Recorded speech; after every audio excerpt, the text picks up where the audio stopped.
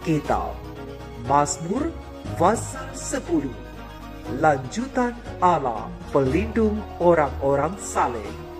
Mari baca Alkitab, mari dengar Alkitab, dan mari lakukan apa yang tertulis dalam Alkitab, maka iman dan pengharapanmu tidaklah sia-sia.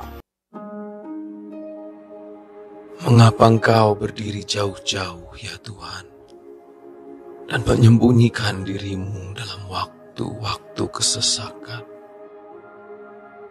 Karena congkak, orang fasik kiat memburu orang yang tertindas. Mereka terjebak dalam tipu daya yang mereka rancangkan.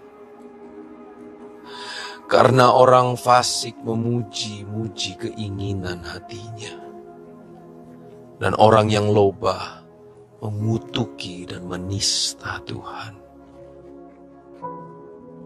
Kata orang fasik itu dengan batang hidungnya ke atas, Allah tidak akan menuntut, tidak ada Allah. Itulah seluruh pikirannya. Tindakan-tindakannya selalu berhasil. Hukum-hukummu tinggi sekali jauh dari dia.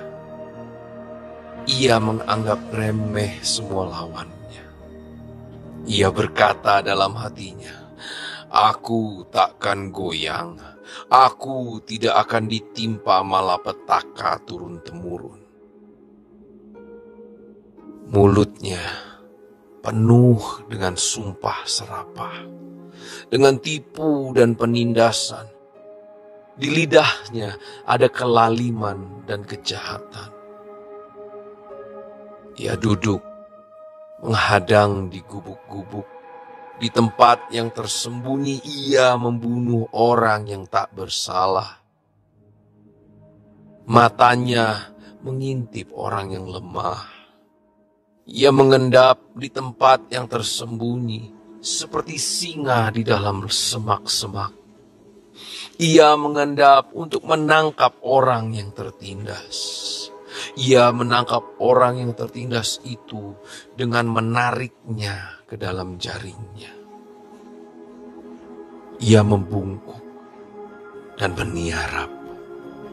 Lalu orang-orang lemah jatuh ke dalam cakarnya yang kuat. Ia berkata dalam hatinya, Allah melupakannya.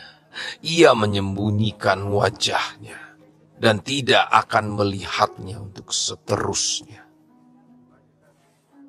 Bangkitlah Tuhan, ya Allah, ulurkanlah tanganmu. Janganlah lupakan orang-orang yang tertindas. Mengapa orang fasik menista Allah sambil berkata dalam hatinya, Engkau tidak menuntut? Engkau memang melihatnya, sebab Engkaulah yang melihat kesusahan dan sakit hati, supaya Engkau mengambilnya ke dalam tanganmu sendiri. Kepadamulah orang lemah menyerahkan diri. Untuk anak yatim, Engkau menjadi penolong. Patahkanlah lengan orang fasik dan orang jahat. Tuntutlah kefasikannya, sampai Engkau tidak menemuinya lagi. Tuhan adalah Raja untuk seterusnya dan selama-lamanya. Bangsa-bangsa lenyap dari tanahnya.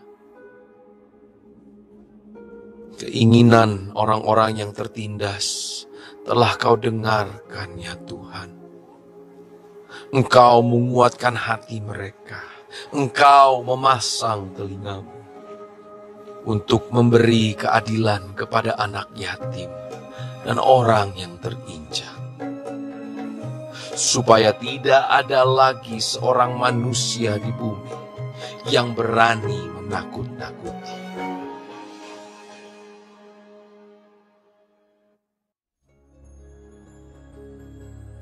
Kita telah menyelesaikan bacaan Alkitab satu pasal sehari dalam kitab Mazmur pasal yang ke-10.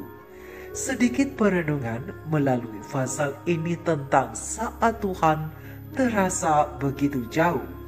Sahabat-sahabat firman di mana saja berada, pasal yang ke-10 dari kitab Mazmur adalah sambungan nyanyian Raja Daud pada pasal yang ke-9.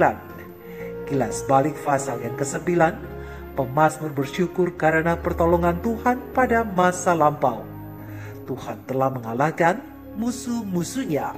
Terang besar Alkitab Mazmur 9 ayat 4-7.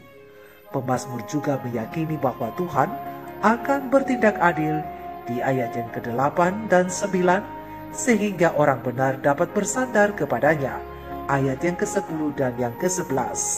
Dari rasa syukur ini lahirlah pujian di ayat yang ke-12 sampai 13. Namun pemazmur hidup dalam kenyataan bahwa ia menghadapi musuh-musuh yang ganas serta berniat membinasakan umatnya, ayat yang ke-14. Oleh karena itu, pemazmur menaikkan permohonannya agar Tuhan sendirilah yang akan menghukum orang-orang fasik itu serta membela umatnya, ayat yang ke-20 sampai 21. Dan pemazmur tetap yakin dan berharap bahwa kelak ia akan dapat menceritakan kebaikan Tuhan sekali lagi, ayat yang ke-15 sampai 19. Kemudian pemazmur melanjutkan mazmurnya pada pasal yang ke-10, ayat yang pertama sampai 11 dengan keluhan-keluhan, dan ia menutup nyanyiannya itu dengan permohonan disertai keyakinan pula, ayat yang ke-12 sampai 18.